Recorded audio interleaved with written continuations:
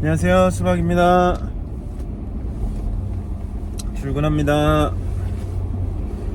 오늘은 복각 카피 뭐 이런 오마주 이런 얘기를 좀 해보려고 해요. 어저께도 인스타에 글을 쓰긴 했는데 복각을 해도 되는 게, 그러니까 세상에 해 아래 새 것은 없다고. 사실 어떤 그림이든지 간에 어떤 디자인이든지 간에 영향을 안 받은 건 없을 거예요. 아주 뭐 코딱지만큼이라도 다 영향을 받긴 받았을 텐데 그 받은 영향에 대해서 부정할 필요는 없죠.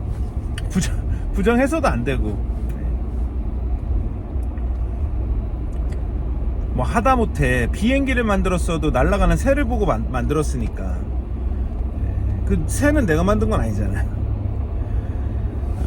아무튼 이제 똑같이 카피해서 만들어도 되는 장르가 있어요. 클래식은 똑같이 카피해서 만들어도 돼요. 그러니까 그 말인즉슨, 물론 저는 그렇게 생각합니다. 정말 코딱지만큼 달라도 다른 거예요. 우리가 무뎌서 그렇지 아주 조금만 틀어도 전문가들 눈에는 그게 엄청 다른 것처럼 보이거든요. 그러니까 여기에 빨간 점을 찍어야 되는데 여기에 까만 점을 찍으면 남들이 봤을 때는 그게 뭐 하등의 어떤 변화라고 생각 안 하실 수도 있지만, 전문가로 가면 갈수록 그게 되게 크게 느껴지고 아예 다른 제품처럼 보이기도 한단 말이에요. 아무튼 근데 이제 클래식으로 가면은 다 조금씩 다르지만 똑같이 생겼잖아요. 수트 자켓은 라펠이 있고 포켓이 있고, 다 비슷비슷해요. 거기에 뭐 라펠 폭이 얼마냐, 단추가 뭐 3개 달렸냐 아니면 2개 달렸냐, 뭐 그런 느낌적인 느낌이 다를 뿐이지 형태는 똑같아요. 그쵸. 뭐 화이트 옥스포드 코튼 셔츠도 마찬가지고, 뭐 플레인 토도 마찬가지고, 아니 브리프 케이스도 마찬가지고, 다 비슷비슷하게 생겼어요. 클래식에서는 그냥 똑같이 베껴도 됩니다. 일단 똑같이 베끼고 그 다음에 자기가 원하는 대로 선을 조금씩 수정하는 게 클래식 안에서의 어떤 디자인이라고 저는 생각하고 있어요. 근데 클래식이 아닌 것들은 그렇게 베끼면 큰일 납니다. 뭐 예를 들자면 갭의 스웨트셔츠가 있잖아요. GAP 이렇게 아치형으로 로고가 빵빵빵 박혀있는. 근데 그 형태는 클래식이기 때문에 그 형태는 얘도 갭도 옛날에 빈티지에서 땡겨온 거고, 근데 여기 아치형으로 이렇게 갭이라고 그 볼륨감을 빵 박은 거는 물론 레퍼런스가 있겠지만 갭이 지금 주도권을 갖고 있잖아요. 세 글자 빠바박 이렇게. 근데 저희가 SVC를 만드는데 그렇게 똑같은 구도로 어떤 똑같은 폰트로 SVC 이렇게 박았다? 그러면 카피죠. 근데 물론 이게 패러디나 오마주는 될 수 있죠. 다만 패러디나 오마주는 걸리면 안 되는 게 아니라 걸려야 되는 거죠. 이거 개 패러디네 이렇게 걸려야 더 재밌는 것들이 오마주자 패러디입니다. 카피면 좀 걸리면 안 되죠.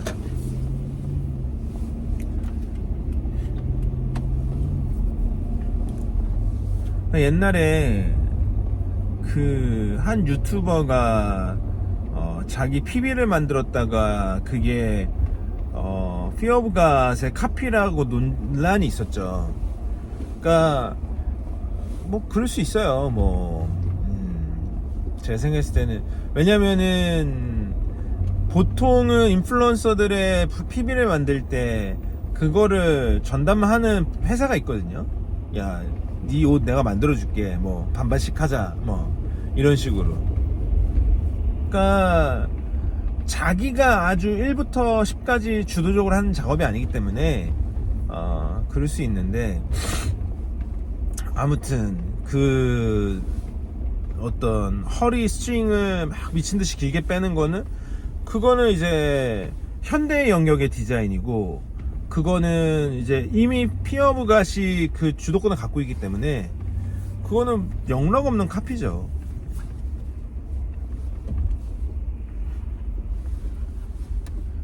아무튼 컨템포러리는 진짜 조심해야 됩니다. 동시대에 나오는 디자인을, 그러니까 동시대에 지금 나오는 디자인들도 사실은 클래식 아니면 빈티지 이런 것들로부터 다 영향을 받았거든요. 그러니까 괜찮은 건 뭐야? 그들이 영향받은 걸로 올라가서 그거를 보고 다시 만드는 건 괜찮아요. 근데 그거를 보고 영향받아서 나온 거를 보고 만드는 건 안 돼요. 무슨 말인지 아시죠? 복각도 마찬가지예요. 복각도 오리지널은 복각이라는 개념이 있어요. 클래식은. 근데 컨템포러리는 복각이라는 개념이 없어요. 그건 그냥 카피예요. 내가 우영미에서 나오는 스웨셔츠를 복각했다? 그래서 그 금속 재질을 네모난 거를 막 등에 받고 막 그건 카피죠. 그냥 카피입니다. 그리고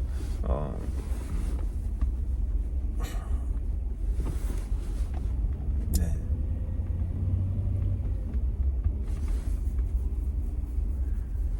리얼 맥코이 이런 데서 A2를 복각하잖아요. 그러면 걔네들이 어떻게 할까? 저도 뭐 정확히는 모르지만 뭐 걔네들이 뭐 오리지널 A2 다 갖고 있을 거 아니에요. 그리고 뭐 사진 자료도 갖고 있을 거고. 그러면 그걸 가지고 패턴을 만들고 이제 뭐 조금씩 플러스 마이너스 뭔가를 하겠죠. 그런 식으로 복각을 합니다. 근데 우리도 수박에서도 A2를 만들고 싶어. 근데 리얼 맥코이가 복각을 잘했네. 근데 내가 오리지널은 못 구해. 그래서 리얼 맥코이 A2를 구해가지고 그걸 뜯었어요. 그래서 이제 그걸 그대로 복각했어. 저는 이건 카피라고 생각합니다. 그러니까 리얼 맥코이가 오리지널을 뜯어가지고 이제 0.1도 다른 거 없이 똑같이 복각했어. 복각률 100%로. 자, 그래서 리얼 맥코이 A2가 나왔습니다. 근데 나는 SVC가 A2를 만들려고 하는데 오리지널을 복각하고 싶은데 오리지널을 못 구했어. 그래서 리얼 맥코이 그걸 구했어. 복각률 100%를. 그걸 뜯어서 플러스 마이너스 0.1도 아닌 복각률 100%로 복각을 했어요. 그러면 카피라 이거예요. 개념적으로. 복각을 복각한 건 카피입니다.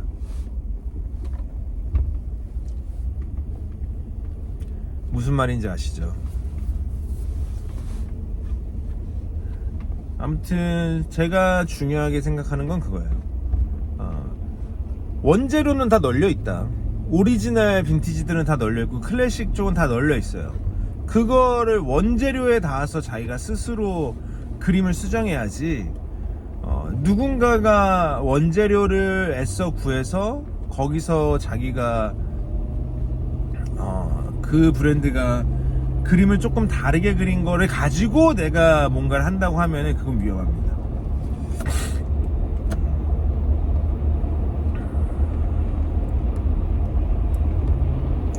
수박이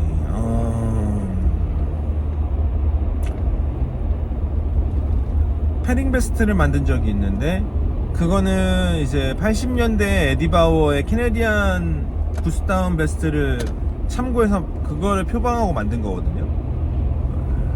근데 그것도 이제 스토리텔링 할 때 다 얘기하기도 하고 그 정도 디자인은 공공재예요. 실제로 공공재라고 제가 말씀드릴 수 있는 이유는 이미 그 당시 때 뭐 80년대 때 70년대 때 똑같은 형태의 다른 브랜드 택 달고 나오는 것들이 있어요.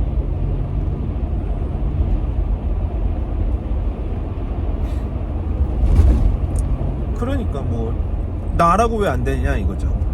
그러면 그거는 해도 되는 거죠. 네, 또 예를 들자면 왜 이렇게 가로로 파이핑 이렇게 지금 제가 입은 것 같은 다운 그러니까 패딩들이 있잖아요. 이렇게 미슐린처럼. 근데 어깨에 검은 게 두 개 빡 들어가서 여기에 노스페이스 로고가 바뀐 건 눕시죠. 그러니까 이거는 제가 가져다 쓸 수 있지만 눕시는 가져다 쓸 수가 없는 거예요. 눕실을 가져다 쓸 거면 오직 패러디나 오마주 둘 중에 하나밖에 안 된다는 거지. 눕실을 복각할 수는 없어요.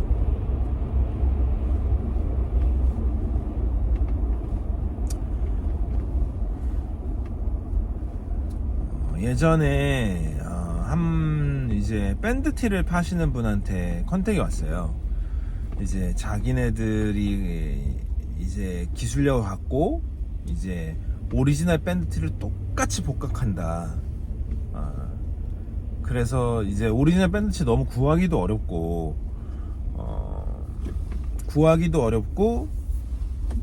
그리고 비싸고, 그러니까 그 대안으로 우리 거를 좀 여기서 팔아보고 싶다, 그렇더라고요. 뭐 실제로 어느 유명한 인플루언서도 여러 벌 저희한테 산다. 제가 실제로 보니까 퀄리티가 아주 괜찮아요. 근데 솔직하게 말씀드리자면 전문가의 눈으로 봤을 때 이제 구별이 불가능한 건 아닙니다. 근데 정말 대단합니다. 대단하다고 느껴져요. 근데 이게 그러면 그 브랜드의 브랜드 명도 있었습니다.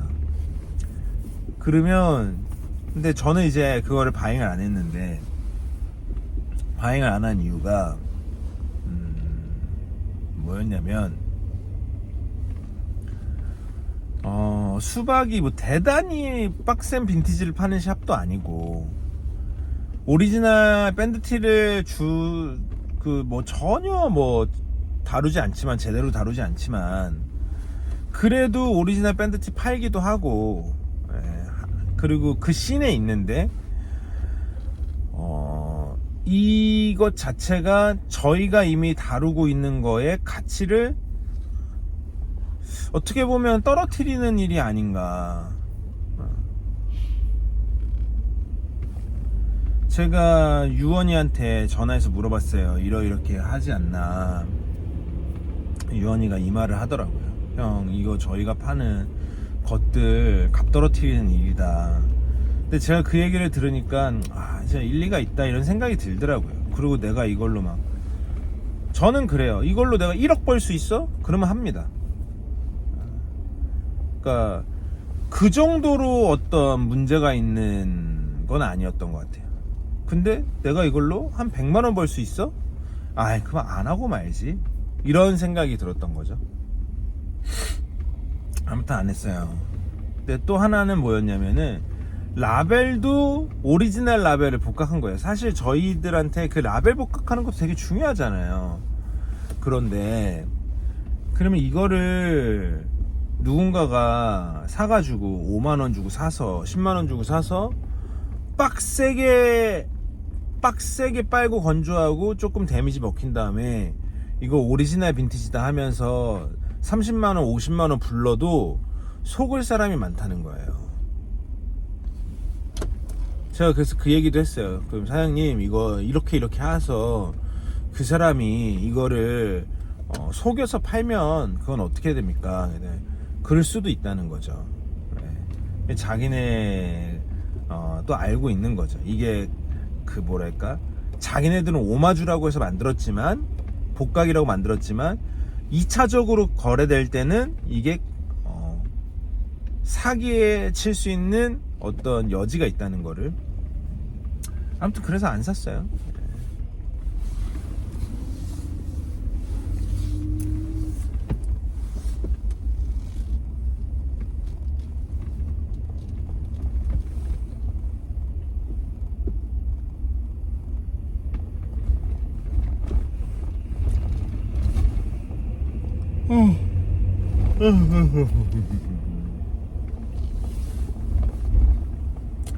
다시 한번 정리해서 알려드리자면은, 오리지널 그 공공재에 가까운 오리지널 빈티지들, 공공재에 가까운 클래식 디자인들은 누구나 갖다 써도 됩니다.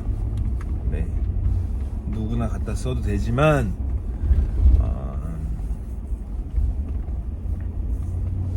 그런 바닥일수록 경쟁이 치열하다. 왜? 다 똑같으니까. 내 브랜드 거를 사야 할 명분을 줘야 되니까. 그리고 복각 좋다. 복각할 수 있는 영역이 있다. 컨템포러리 영역은 복각할 수 없다. 모던이나. 그건 이미 오리지널을 보고 영향을 받아서 재해석한 그림이기 때문에 재해석한 거를 또 재해석할 때는 그건 쉽지 않다. 자, 복각을 복각하는 거는 카피라고 본다. 그리고 특히 이제 이게 또 중요한 거는 뭐냐면은 내가 뭔가를 베껴서 그렸어요. 그러면 그 오리지널이 있을 거 아니야? 그러면 그 오리지널한테 피해가 안 가야 돼. 카피는 뭐예요? 내가 이거를 오리지널이 막 떠. 그러니까 뭐 예를 들어서 캐나다 구스가 막 떴잖아요. 캐나다 구스하고 아무도 그거를 카피라고 얘기할 수 없어요. 왜냐면 막 로고도 다 다르고 막. 근데 비슷해. 뭔가 이렇게 보면 다 비슷하게 생겼어. 그래서 오리지널 판매량이 줄어들었어. 그러면 안 되는 거죠. 제가 80년대 에디바우어의 캐네디안 베스트를 복각해서 만들었다? 카피해서 만들었다? 걔네들은 다 아무 영향이 없어요. 동대문에서 풀렸던 카피들이 문제가 됐던 이유 중에 하나는 뭐냐면 본 오리지널 브랜드들의 판매량과 수익에 피해를 끼치기 때문이죠. 그쵸? 그런 건 안 되죠. 인간적으로.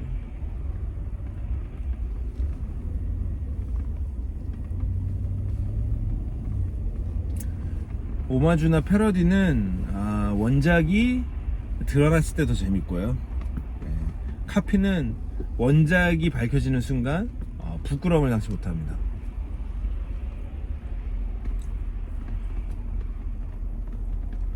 이게 비단 옷의 문제만은 아닌 것 같아요. 요즘은 이제 뭐 공간이라든지 아니면 인스타그램에서 뭐 그 레이아웃을 잡아가는 그런 편집 디자인이라든지 브랜딩을 풀어내는 그 과정이라든지 이런 것도 사실 되게 고유한 누군가가 있고 그 다음에 그걸 따라하는 사람들이 있는 거죠. 수박도 물건을 팔고 할 때 제일 중요하게 생각하는 게 이제 큐레이팅과 스토리텔링이었는데 그거는 수박의 방식이었다라고 저는 자신해요. 제가 근 10년 넘게 대한민국의 많은 빈티지 샵들을 팔로우하고 그 온라인으로 구매하고 그랬는데 그런 데는 전혀 없었어요. 빈티지 샵 중에는. 물론 저도 누군 걸 보고 베낀 거죠. 바버샵 거를 보고 베낀 건데 어쨌든 인스타그램에는 없었어요. 저기 인스타그램 빈티지 샵에는. 근데 제가 그거를 이제 갖다 쓴 거죠. 그러고 나서는 그리고 큐레이팅이라는 말도 사실 제가 제일 먼저 쓴 거예요.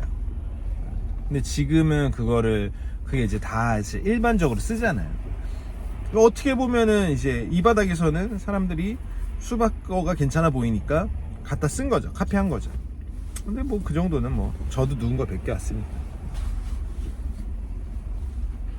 그럴 수 있다고 생각합니다.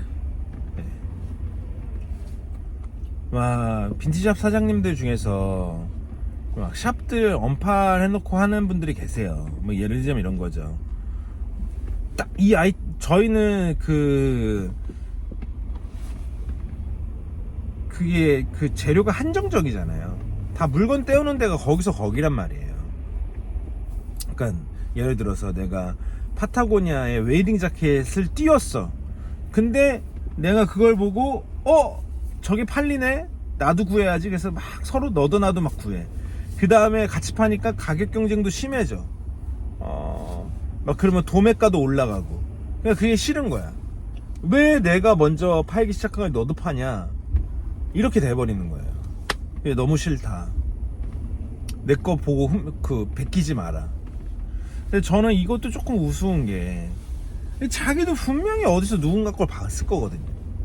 한국 게 아니라면 일본 거, 미국 거라도 봤을 거라고. 그러니까 그게 예쁘다는 걸 알고 그거를 해볼까 한 거지. 근데 하니까 된 거지. 너무 예민하게 굴 필요는 없다.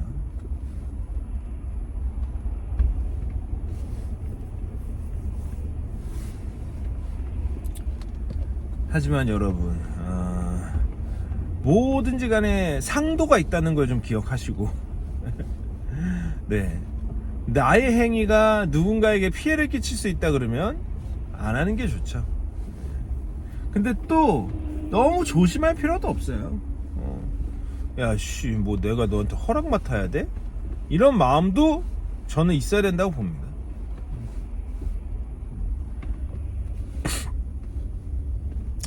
어떤 행동을 해도 누군가는 오해하기 마련이고, 밉게 보려면 얼마든지 밉게 보지만, 그래도 나 자신은 그냥 자신 있으면 나 카페 아니고 네 거 보고 따라하는 거 아니야. 뭐 근데 내가 이거 했을 때에 이게 뭐 선의의 경쟁이 아니라면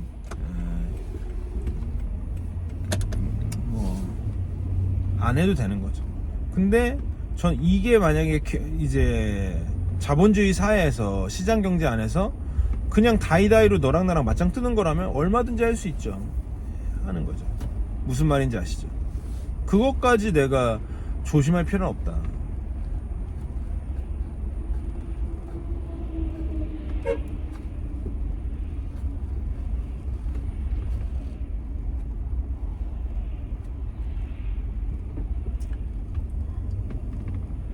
논문을 쓸 때도 마찬가지예요. 여러분, 논문 쓸 때 제일 먼저 하는 게 자료조사잖아요. 그러니까 내가 어떤 주장을 했어요. 어떤 주장을 했는데, 뭐 예를 들자면 뭐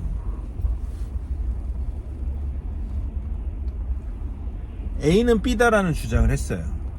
A는 B다라는 주장을 했는데 이 장르의 논문들을 쭉 찾아보니까 A는 B다라고 100년 전에 누가 얘기했어. 그러면 그거는 내가 김정렬 이름을 달고 논문을 발표할 수 없는 거예요. 이미 누가 했으니까. 그거는 그냥 각주를 다하는 수밖에 없어요. 100년 전에 뭐 누가 이런 얘기를 했는데 나는 여기에 완전히 동의한다. 이런 논문이 나오는 거죠. 그러니까 이게 자료조사를 제대로 안 해서 이 각주를 못 다는 것도 범죄고 도둑질이고 그 게으른 거고 학자로서의 자격이 없는 거거든요. 똑같죠. 디자인도 내가 그렸다고 그렸는데 작곡도 비슷하잖아요. 그 얼마 전에 그 유희열 씨의 그런 논란도 있었고, 내가 진짜 내 건 줄 알고 그렸는데 어디서 나도 모르게 봤던 게 무의식 쪽에 들어있다가 그게 이제 와서 발현되는 걸 수도 있거든요. 그렇기 때문에 정말 자료조사도 많이 해야 되고 조심해야 됩니다. 뭔 말인지 아시죠? 하지만 클래식을 베끼는 건 괜찮다는 거.